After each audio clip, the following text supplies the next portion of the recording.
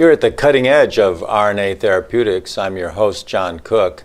I'm professor and chair of the Department of Cardiovascular Sciences here at Houston Methodist Research Institute, and I am also the director of our Center for RNA Therapeutics. And with me today in the studio is one of my faculty, Dr. Christopher Brannon, who is also a faculty member in the Center for RNA Therapeutics. Christopher, would you like to introduce our guest today? Sure.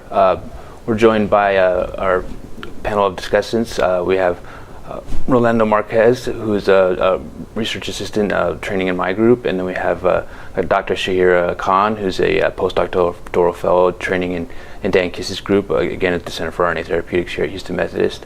And with us today, our invited speaker is Dr. Adrian Craner. So Dr. Craner is the St. Giles Foundation professor at Cold Spring Harbor Laboratory, where his group studies RNA splicing mechanisms and regulation and develops antisense targeted therapies to modulate alternative splicing in genetic diseases and cancer.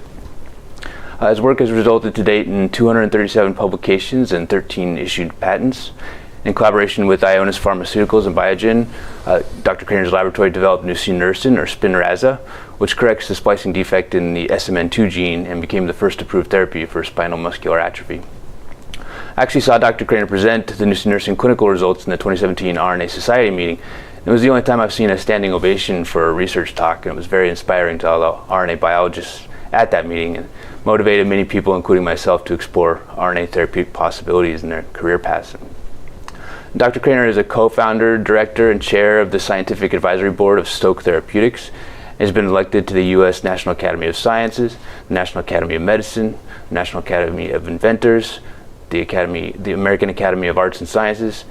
And I can't list all his accolades, but in very recent years, his awards include the Life Sciences Breakthrough Prize, a Lifetime Achievement Award of the RNA Society, International Prize for Translational Neuroscience, ETH Spicer Award in Pharmaceutical Sciences, a Ross Prize in Molecular Medicine, Takeda Pharmaceuticals Innovator in Science Senior Scientist Award in Rare Diseases, Wolf Prize in Medicine, a Gavi Award in Biotechnology and Medicine, and the Watanabe Prize in Translational Research. So obviously Dr. Craner is a force in the field of RNA therapeutics, so we're thrilled to have him here today to tell us about his recent work developing ASO treatments for pediatric glioma. So before we get into that work, I just wanted to ask a couple of questions. First is sort of like when looking at the list of diseases that are kind of amenable to ASO therapeutics, there are thousands of them, and I wonder how ASO therapeutic developers such as yourself sort of arrive at a target disease to work on. Like, can you tell us a little bit about your path to specifically working on spinal muscular atrophy or pediatric glioma? Yes. First of all, thanks for the invitation and the kind introduction. So there's different ways to approach that. I mean, in my lab, I sort of got started on that with a very academic angle. And so we work on RNA splicing. And so at the time, I think 1999, we were sort of trying to solve the problem.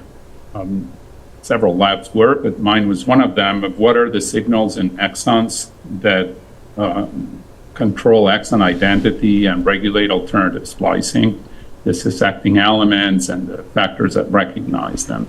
And then in particular, we were studying mutations in exons that cause missplicing. So that's pretty standard nowadays, but when that first began to be noticed, it wasn't entirely clear how those mutations affect splicing.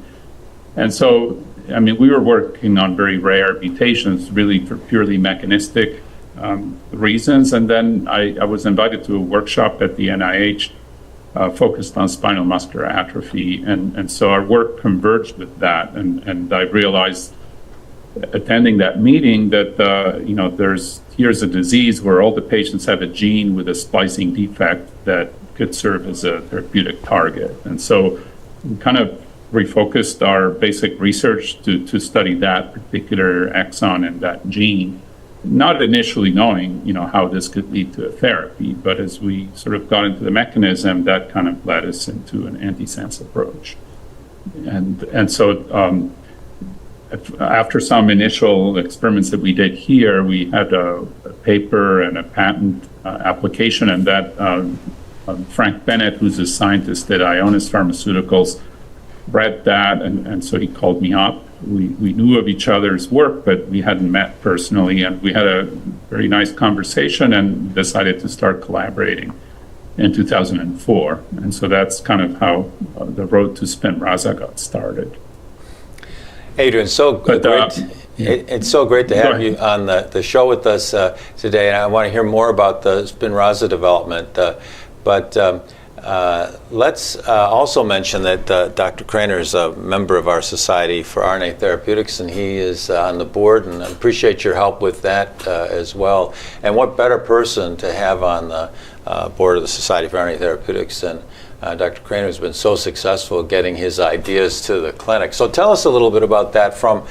At 2004, you made first contact with the I guess the chief scientific officer of Ionis, and then from there you guys began to collaborate. And tell us a little bit about that process, how you took the science through the preclinical work into the clinic. Yeah. Right. Yeah. So Frank is now the CSO. At that time, he had a different title, but because it's quite a while ago. And so for us, it was a great opportunity because Ionis could provide us with dozens or hundreds of ASOs to screen, and everything we had done up until that point was with one or two ASOs. And so we were very excited about that. And Ionis was primarily or almost exclusively using RNase-H gapmers to knock down gene expression. Of course, they were aware about splicing modulatory ASOs and had done some publications on that, but they didn't have drugs in the pipeline based on it. And so, but Frank was quite interested, and so he thought it would be a good synergy there, and that's really how it turned out to be. So in 2004, I had a new postdoc join the lab. His name was Ziemen Hua, and he kind of led all this preclinical effort for SMA. So before that, we had done mechanistic work to understand why a point mutation in exon 7 of SMN2 causes exon skipping. And that work was done by Luca Cartegni and later Michelle Hastings also. So so we did much of the preclinical ASO screening with ASOs that Ionis provided, and we had frequent contact to discuss results, and then we took it all the way to mouse models. Obviously the complementary expertise from Ionis and our work on splicing was created a lot of synergy. And then, by 2011, we had published quite a bit, including efficacy in animal models and in mouse models, and we had transgenic mice. And so Frank was pretty excited, and so he kind of championed the project at Ionis to push it to clinical development. So they did the toxicology and started a phase 1 trial at the end of 2011, and then later they partnered with Biogen. Before that, there was a brief partnership with Genzyme, which was more exploratory. So scientists there also kind of helped push the project forward a little bit. And but then Biogen sponsored phase 2 and later phase 3 trials, and finally the drug was approved at the end of 2016. So I don't know. We started working on SMA in 2000. The drug screens started in 2004, and the approval was at the end of 2016. So that kind of gives you a sense. So a 16-year process. Well, congratulations on that. And tell us, so this ASO is targeting spinal muscular atrophy. Tell us what impact that's had on the lives of these children with spinal muscular atrophy. Yeah, well, it's very rewarding to think about that for basic scientists. So the more than 14,000 SMA patients have been treated. Most of them, or many of them, started treatment as infants or young children. And the greatest impact is when the treatment begins pre-symptomatically. So when following genetic diagnosis, it may take weeks to months before the symptoms appear, and then you get a clinical diagnosis. But now there's newborn screening. You know, all newborns in the U.S. are tested, and so that means infants who have a genetic diagnosis of type 1 or type 2 SMA can begin treatment very quickly, within days or a week or 2 weeks postnatally. And so then they seem to not get the disease by and large. So they develop normal motor function, reach developmental milestones. That's been in place. I mean, it's been happening up to 5 years. And so when people have more advanced disease, they can still benefit and improve motor function over time. But, you know, by that time, you know, if they already lost a lot of motor neurons prior to intervention, then I think the benefit still is seen because the remaining motor neurons function better, are preserved, and maybe you do see improvements in motor function over time, even in patients with more advanced SMA. And so, but it would have been better, obviously, to start earlier. And so, you know, newborn screening is really is pretty crucial for most effective treatment of this disease or prevention. Incredible. It's, you've really made a difference in those kids' lives and their parents. Just remarkable. Maybe you could talk a little bit now about how ASOs have expanded to broader indications. And being a cardiologist, I'm interested in some of the cardiovascular indications for ASOs. Could you talk a little bit about that? Yeah. So there's constant work in trying to develop new chemistries, improved chemistries, and conjugates that may open up more diverse cell types. I mean, from my point of view, the success of Spinraza kind of opened up neurology, which was really a whole clinical area with great need for disease-modifying therapies. And so a lot of activity is following Spinraza and trying to develop ASOs for CNS disorders, and we're excited about that. But you know, the liver is an obvious target where a lot of ASOs primarily go there, and the eye is another place. And we can't do everything, but there's probably 100 or so ASOs being developed in industry and some in academia currently. Muscle has been a bit tougher. You know, there's some approved ASOs or conditionally approved ASOs for Duchenne. Definitely that needs improvements and uptake, and there's exciting work ongoing for that. Very promising, I think. And so, you know, the cardiac muscle maybe falls into that. I don't have much experience with vasculature delivery, but I mean, any one of these areas probably deserves attention in terms of the potential of ASOs. You may need somewhat different chemistries or conjugates to be able to efficiently reach those tissues. So we don't do so much work on that aspect, but many labs do in academia and industry. I mean, we're trying to focus on, okay, if it works in the CNS, what can we do in the CNS by modulating splicing or other modalities? And so we are working on some genetic diseases and oncology. And what I plan to present today is in neuro-oncology, a particular academic project that we're currently very excited about. Wonderful. Well, maybe we should move to your presentation for today, Adrian. Okay, I'm happy to do that. Let me share my screen.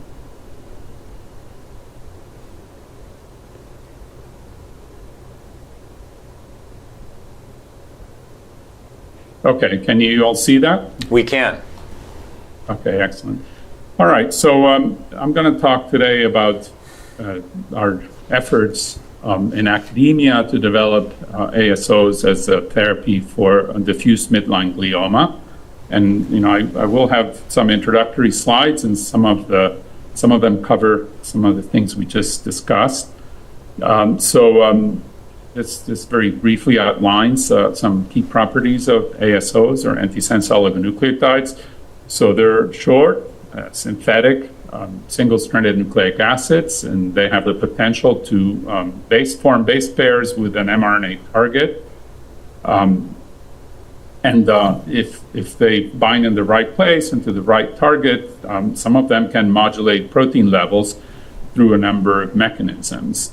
So one mechanism, which that's what I'm going to talk about today, but it's a well-investigated one with several drugs approved, is to promote the destruction of the target RNA by the endogenous RNase H. And so this makes use of what's called a gapmer design, which I'll describe. But another modality, which actually most of our work involves that, and Spinraza is an example of it, is uniformly modified ASOs that act as steric blockers. So they bind to an RNA or an RNA precursor and can modulate how that precursor is processed or translated. So these ASOs are not RNA or DNA. They have chemical modifications on top of that. So, for example, a phosphorothioate backbone, one or more ribose sugar modifications, sometimes base modification, and I will show you some chemical structures. And so the reason ASOs can be effective in clinical applications is at least some cell types can internalize naked ASOs, so unformulated, through receptor-mediated endocytosis and or micropinocytosis. And so when we make an ASO, have it synthesized, we choose a sequence, and the sequence determines what the RNA target is and exactly where along the RNA target such an ASO will base pair. And so we have to consider, since we're working on a CNS disorder, that these molecules, as they are, don't cross the blood-brain barrier because they're fairly large, and many of them have a charge, like a negative charge. So here's some description of ASO modifications.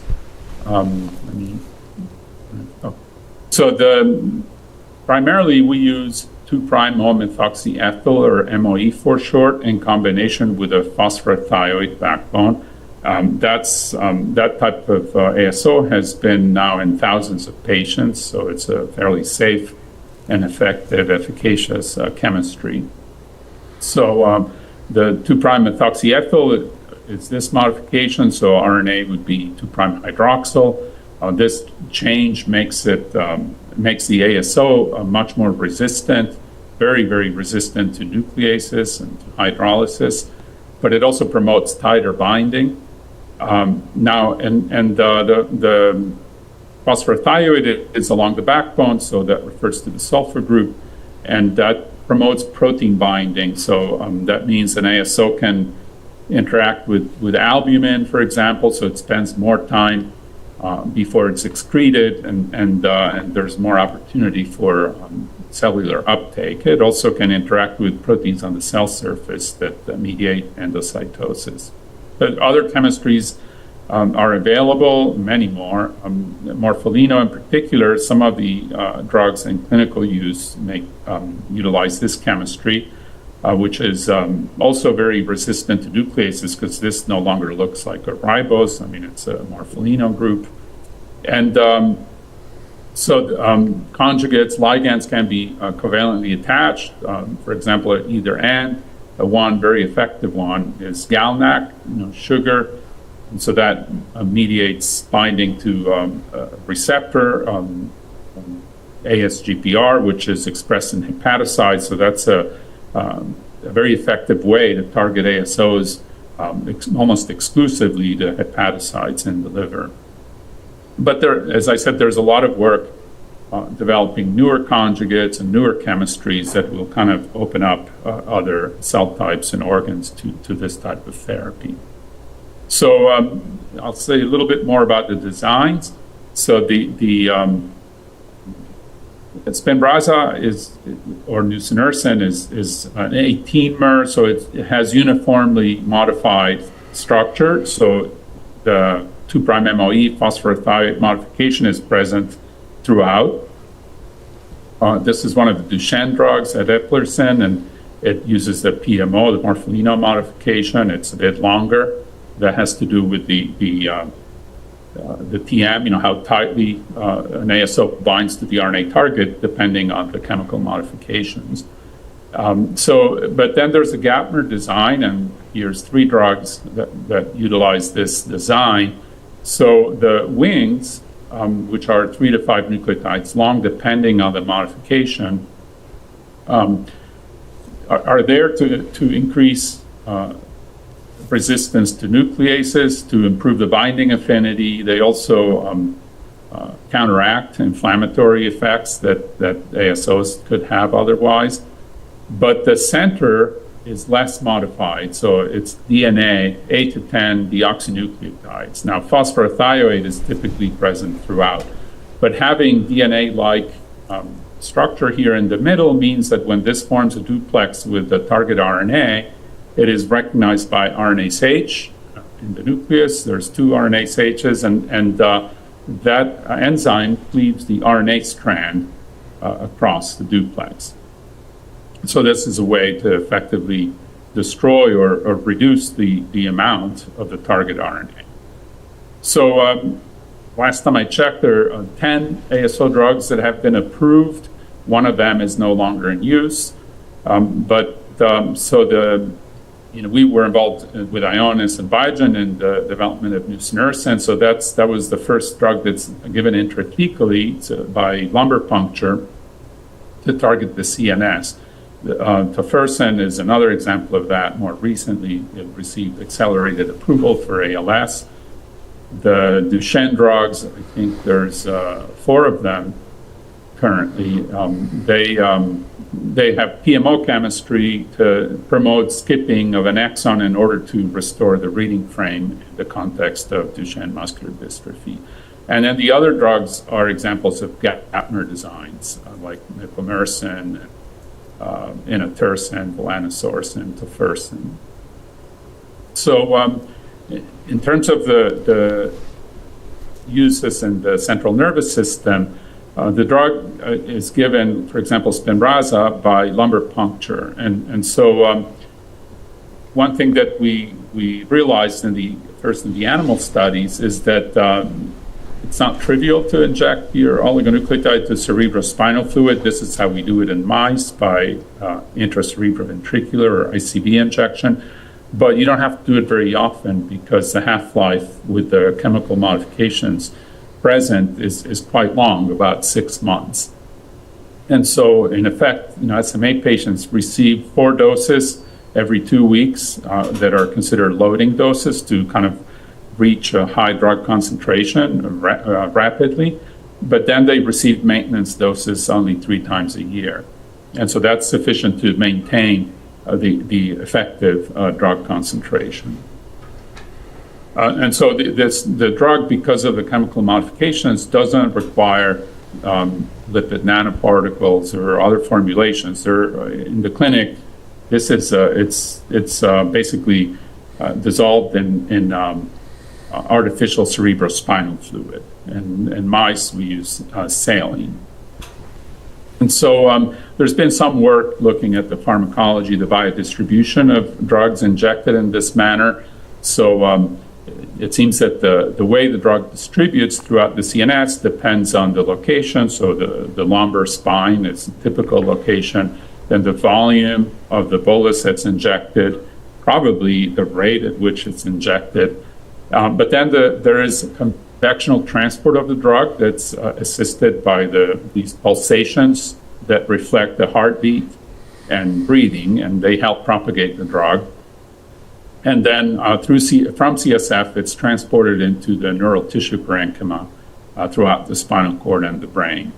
And so then some amount of the drug is taken up by endocytosis or micropinocytosis, and not much of the drug does that. I mean, a lot of the drug, in a way, is wasted, at least in the non-human primate studies.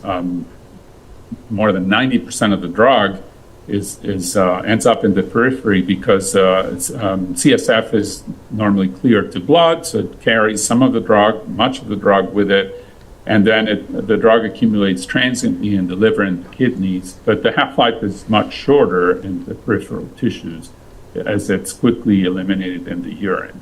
So I don't think the drug has much impact in the periphery when given this way, but you have to keep in mind that much of the drug is not where you want it to be. But still, what's there seems to be enough as long as you've worked out the proper dosing regimen. And then it's probably only a small fraction of the ASOs that can escape endosomes and reach the nucleus. In this case, this is a drug that modulates splicing, and so it has to go to the nucleus to do that, and it clearly can do that. This kind of opens up many applications in neurology, and so many are being pursued. And in our lab, and this is a strictly academic project at the moment, so we're interested in diffuse midline gliomas, which are very severe pediatric brain cancers. So the tumors are present in the thalamus, the cerebellum, or the pons. And the tumors that arise in the pons, another name, an older name is DIPG for diffuse intrinsic pontine gliomas. And there are approximately 300 new cases just in the US every year. And I think this is the deadliest cancer. There's a 5-year survival rate of less than 1%. Focal radiation is the first line of therapy, but it doesn't really, it's a very transient benefit, unfortunately. So 80% of these pontine DMGs or DIPGs have the same mutation. So this is a dominant somatic heterozygote point mutation in a non-canonical histone gene. So the gene in humans is H33A, and it codes for the histone H3.3. And the mutation changes lysine 27 to methionine. So in the wild-type H3 histones, including H3.3, lysine 27 can undergo trimethylation or acetylation. And trimethylation is a transcriptionally repressive mark. And methyltransferase is the EZH2 subunit of the polycomb repressive complex 2. So the mutant histone is basically an activated oncogene or an oncohistone, and there's evidence that it inhibits the methyltransferase subunit. So obviously the mutant histone cannot undergo this modification because it now has a methionine there, but it also prevents the deposition of this mark in the wild-type histones, H3 histones. So for instance, this is immunohistochemistry. Here's an H3K27 diffuse midline glioma. Here's a different DMG with another causal mutation. So the histone is wild type. So one can detect trimethylated H3 histones at lysine 27. So there's plenty of signal and very little signal in the case of the K27M mutant. So this antibody sees the trimethyl mark on all H3.1, H3.2, H3.3 wild-type histones, but clearly there's an effect, a dominant effect. So since this is a repressive mark, the global loss of the trimethyl mark can affect a variety of genes. Several labs have studied this, and some are involved in proliferation and differentiation. So the net effect is that the tumor arises. And so this is a driver mutation in this type of cancer. So if we want to use an antisense approach, we have to consider not just the target gene, but how about other family members? Can we target this gene, and preferably the mutant allele, in a specific manner? So if we look at the sequence, so there's actually 15 autosomal genes.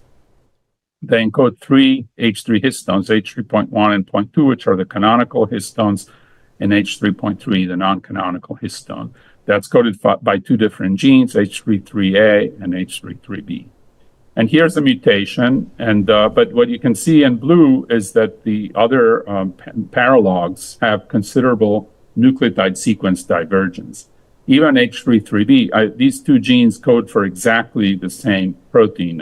So 100% identical at the amino acid level, but there's sufficient nucleotide sequence divergence that we could at least consider the development of a gene-specific approach. Whether we can get an allele-specific knockdown is a separate question, given obviously there's only one nucleotide difference in that case. It's interesting. So these are autosomal genes. So there's really 30 gene copies, and with one of them being mutant like that, it's messing up the trimethylation of lysine 27, where the protein's coded by the other 29 alleles. So I sort of think of this as a super dominant mutation.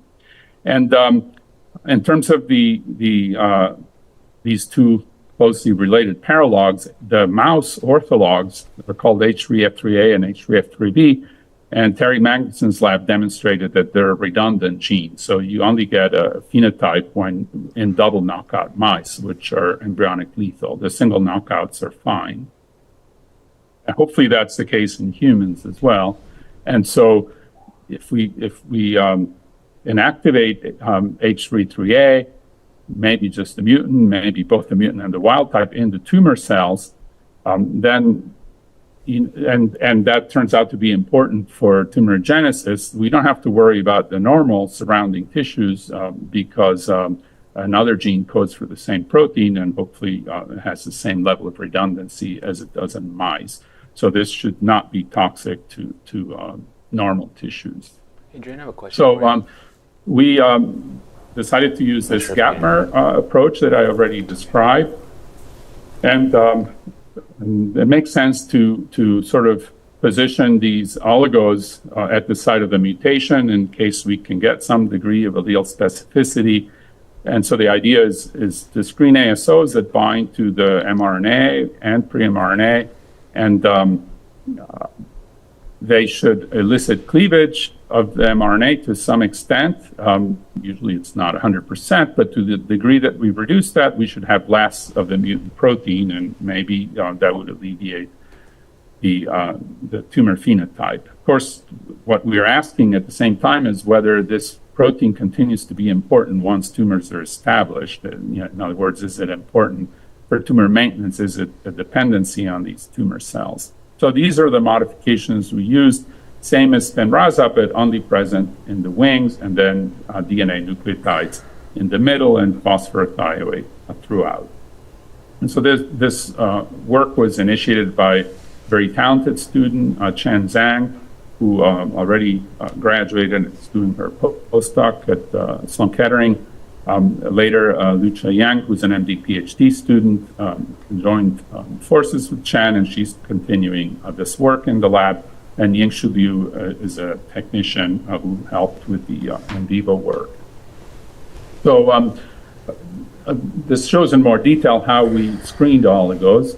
And so the non-canonical histone genes have exons and introns. You may know that the canonical histone genes don't.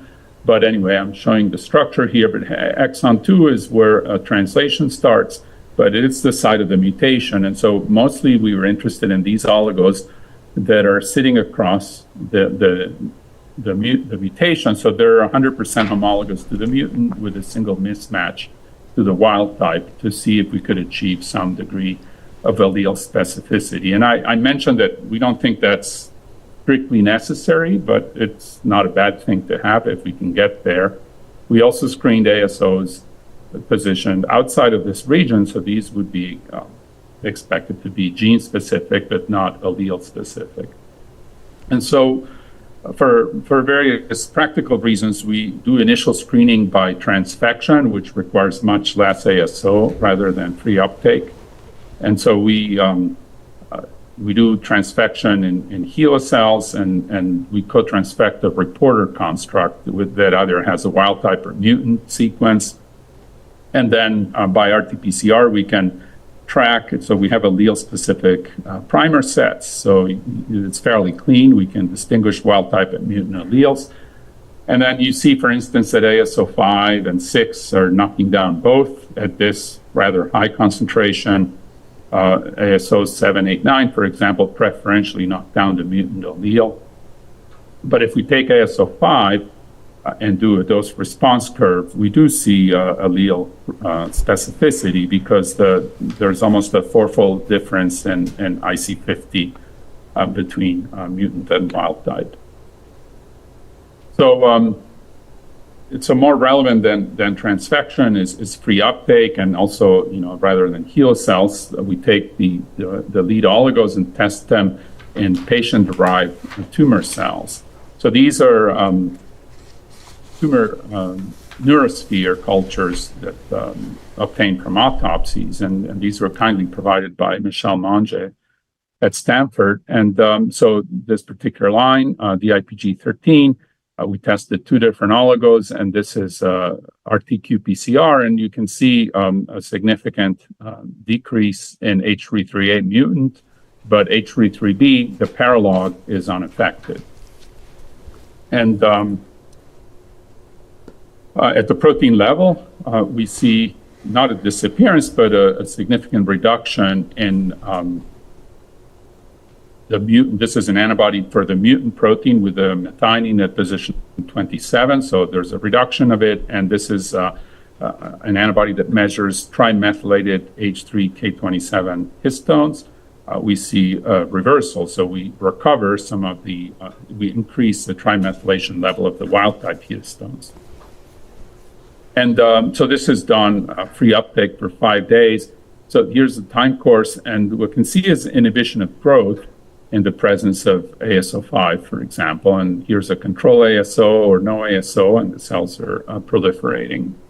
And so this inhibits proliferation, but also the cells look very different now. They have neurite projections, and so they appear to be trying to differentiate into neuron-like cells.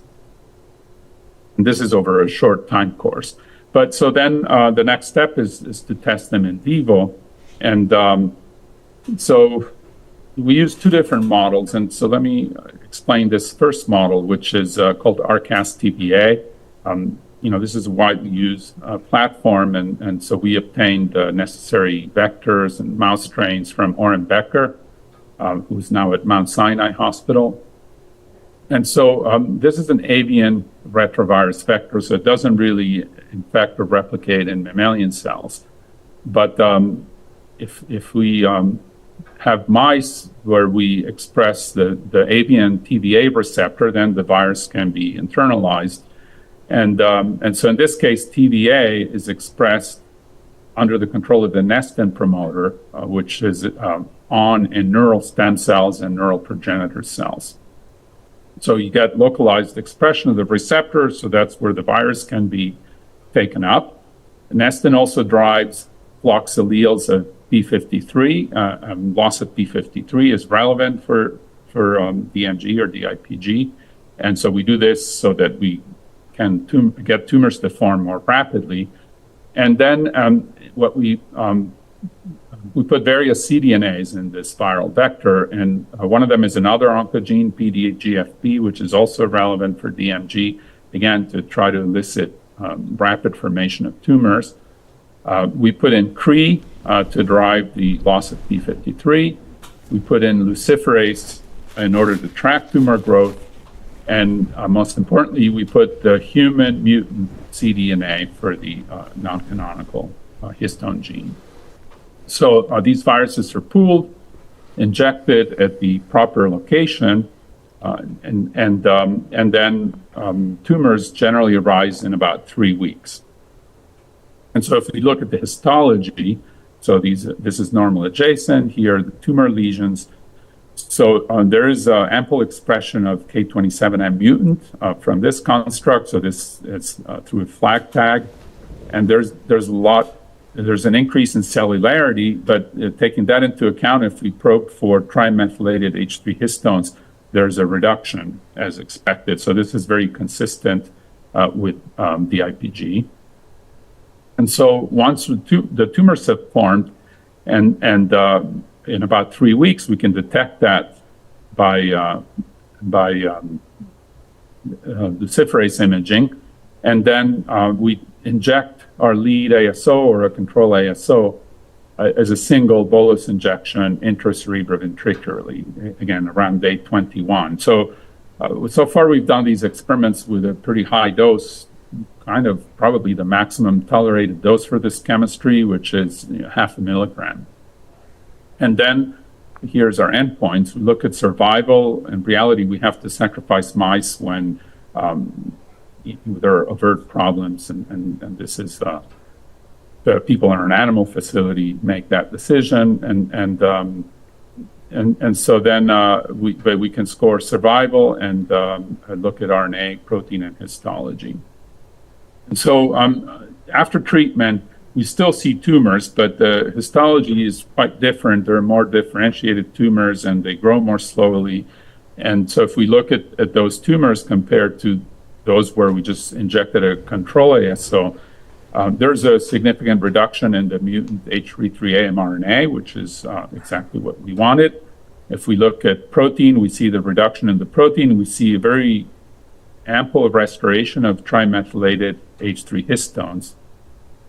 And this single injection is already giving us about a 50% increase in survival. And so it's not perfect, but considering that we also have homozygous P53 loss and PDGFB is another oncogene, I think it's quite remarkable, and it tells us that the tumor growth is still dependent to a large extent on the mutant histone, continued expression of the mutant histone. Now, if we look at the histology, so the top row is treatment with a control ASO, bottom row is treatment with ASO5. And the various markers are in red, I67, which is a proliferation marker. So we see lots of proliferating tumor cells, a lot fewer after treatment. In green is GFAP, which is a marker for astrocytes, NUN, a marker for neurons, and MBP, a marker for oligodendrocytes. And we don't see a lot of these terminally differentiated cells in the controls, but in the tumors that arise after ASO5 treatment, there's lots of those cells. I mean, there's a striking difference. And at least some of these cells are tumor-derived, and the way we can tell that is by double labeling. So now in red, we're staining for HA. So the HA tag is present in both PDGFB and CRE. So we only, that should only be present in the tumor cells. And you see, for instance, that the NUN positive neurons also scored for HA. So we can't say that all these cells are of tumor origin, but many of them are. So this was a immunocompetent mouse model, and then we use a different model, which is generated by orthotopic xenografts with the patient-derived tumor cells.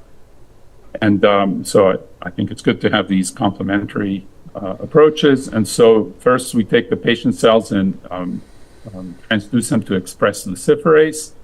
We inject them into immunocompromised mice, and at postnatal day 2 or 3, and again in about 3 weeks, depending on the patient, the parental cell line, we can observe tumors by chemiluminescence and bioluminescence, and then score the same endpoints as before.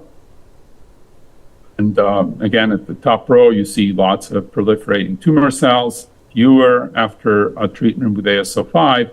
Lots of astrocytes, neurons, and oligodendrocytes, again, quite strikingly.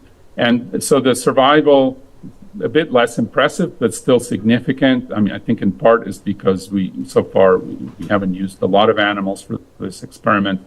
And the tumors have a reduction in the mutant H3.3A mRNA. H3.3B is unaffected. And at the protein level, it's actually quite striking. We can't even detect the mutant protein.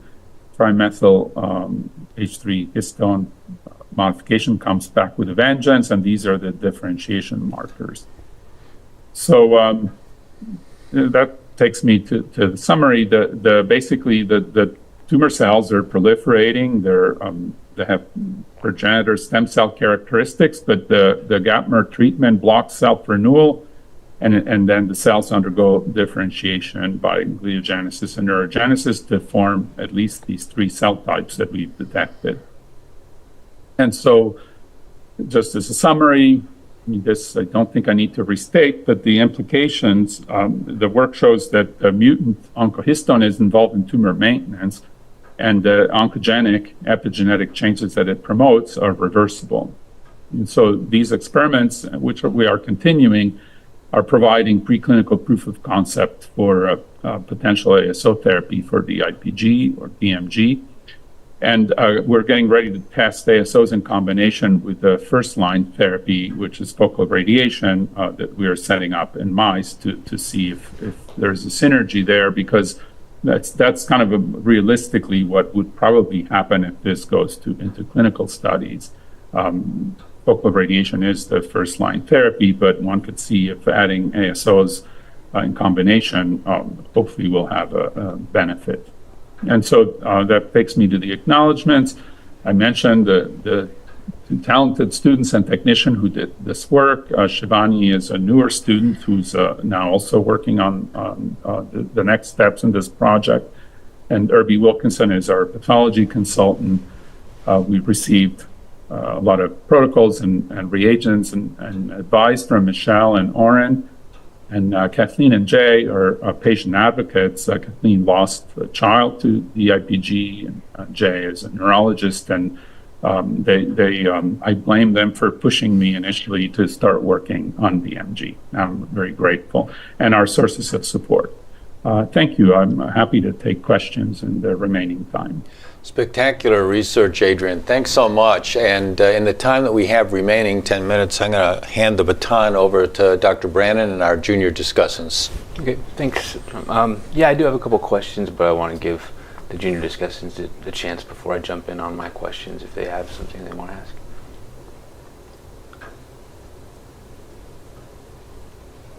Thank you for the talk, Dr. Craner. I wanted to ask if you are interested in performing RNA sequencing to measure overall changes in gene expression in response to the ASO.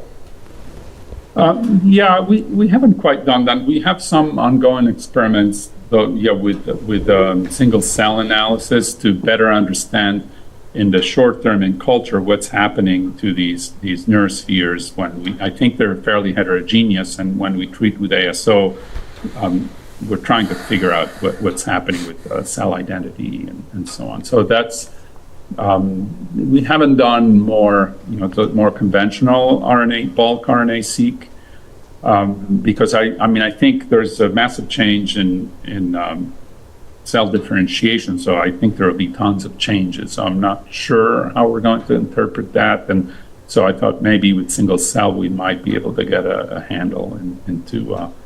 So the precursor for these tumors is thought to be an oligodendrocyte precursor cell, that it can differentiate into these different cell types, and so maybe we can track that probably in the neurosphere culture system more readily than in vivo.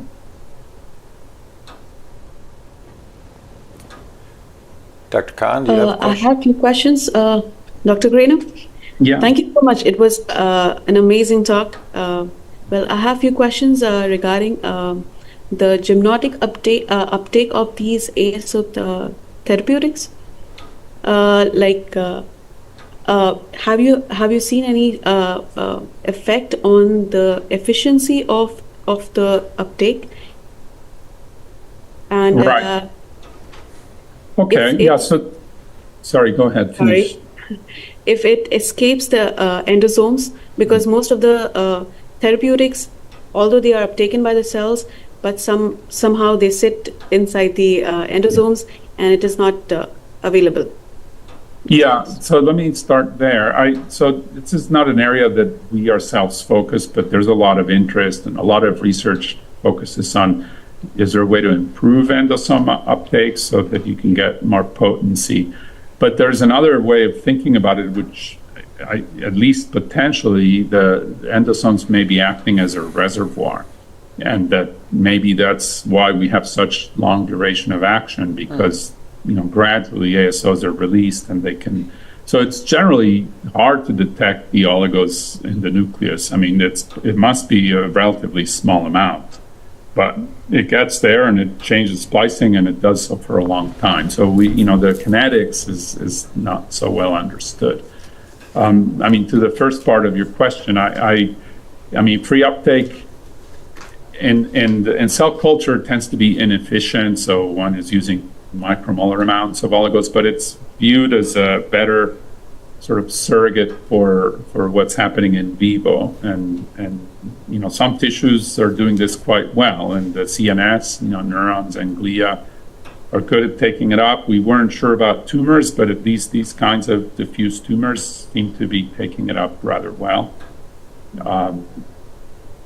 So sometimes when you do work in cell culture, not all cells are going to be good for genetic delivery, and so that's why sometimes we do for screening we do lipofectomy and other methods, and we hope that there's a relatively good correlation between the different methods, but no guarantees. Since you mentioned lipofectomy, I also have one question about. There have been few studies that shows the toxicity produced by the ASOs on liver. Have you checked that? On the liver? Yes. Yeah. So I mean, I think it's a question of dose. We don't see problems, but remember we're injecting ICV for this particular project.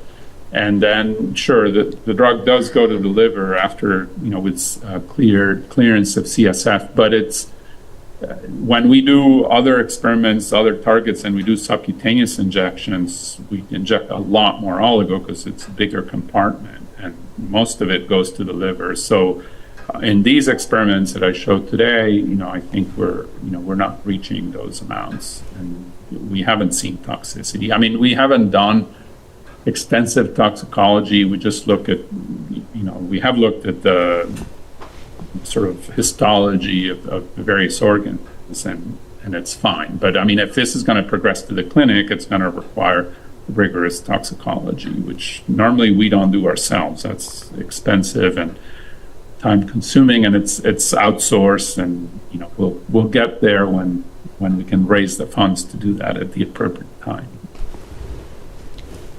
Great. Okay, yeah. Thank you. I have some questions. So the costs for these kinds of ASO drugs are still pretty prohibitive, I think, right? And so I'm just wondering what your thoughts are on, like, maybe, is it improving that, like, less than 1% delivery rate? Is that going to be the key to making these drugs more accessible cost-wise? Yeah, you would think so, but in reality, no. So the high cost of the drugs is not driven by costs of production, but rather by costs of development. And so, yes, in a way, it would be nice to improve in those numbers, but that's a very small amount compared to what the drug costs to the patient or to the insurance company, because that's basically recovering costs of clinical development, clinical trials, which run in the hundreds of millions to billions, and it's kind of a whole dynamic of drug pricing is what the market can bear, and there's only some period of time during which companies can recover their investment before the patents run out, and so on. So that's, let's say that we improved on these steps. I don't think it would affect the drug cost. Right. Yeah, I had a kind of question about the biology of the H3. So there's these non-canonical and canonical H3s. How does a cell sort of usually naturally make the choice between use of the canonical versus the non-canonical? Are you able to shift that in any way? Yeah, so that's not my area of expertise. I mean, I think that there's an exchange, having to do with replication or non-replicating cells. I mean, that's a very active area of research, but I'm afraid it's definitely not my expertise. So I probably would say the wrong thing if I go into more details. I do have a follow-up question on that, which I'm sure you can address, and that is this mutation that you're targeting, this driver mutation for the glioma, this H3K27M mutation. You mentioned to us that it de-represses genes because you have more open chromatin as a result of this protein, histone protein can't be methylated, trimethylated at H3K27. I would think that would have a more global effect on other tissues as well. Do you see other cancers and other organs? Why is this so specific to brain? Yeah, I mean, that's not known. There are some rare cases of the same mutation in one of the H3.1 genes. So it also gives rise to tumors, but in a different location in the brain. And then there's other mutations in the same gene that don't affect K27, but rather they're another side of modification. And we're interested in the latter because, in principle, our oligos could be used for both. And so, I mean, I think when we think about clinical development, we need to attract a commercial partner to fund clinical trials and toxicology before that. And so there's always an issue, how many patients are there? Is it going to be enough to make it attractive commercially? And in this case, there's, I think, about 300 just in the US every year. So that's, the relatively high number, but if we consider we might use the same oligos for other alleles in the same gene, it could expand that pool a bit. We have time for one follow-up question that from the audience related to that discussion. Are there benefits, Adrian, of injecting a cocktail of different ASO sequences rather than a single type of ASO? Yeah, I mean, that's a great question. I mean, it does come up, and people are worried about regulatory barriers to that. So we certainly have done that in vitro work. Like we have some publication on cystic fibrosis where we had to use a cocktail of 3 ASOs because we were blocking 3 different complexes, exon junction complexes on an mRNA in order to stabilize it. And another case where we were trying to do exon skipping and we didn't screen so many oligos, but using 2 oligos gave us good results. And so for preclinical work, it's very doable, and clearly 2 or more oligos can bind to the same RNA target. And so then you can have these synergistic effects sometimes. Whether you can get a cocktail approved as a drug is probably a little trickier. It's been done, right? So the Trikafta, the cystic fibrosis small molecule drugs are cocktails, and so it'll be interesting to see. Yeah. Well, I think that's all we have time for. I want to thank my co-host, Dr. Christopher Brannon, and our junior discussants, and most of all, Dr. Adrian Krainer from Cold Spring Harbor for a wonderful talk on a new therapy that he's developing for a terrible brain cancer in kids. Thanks, Dr. Krainer, for joining us at the cutting edge of RNA therapeutics today. Thank you.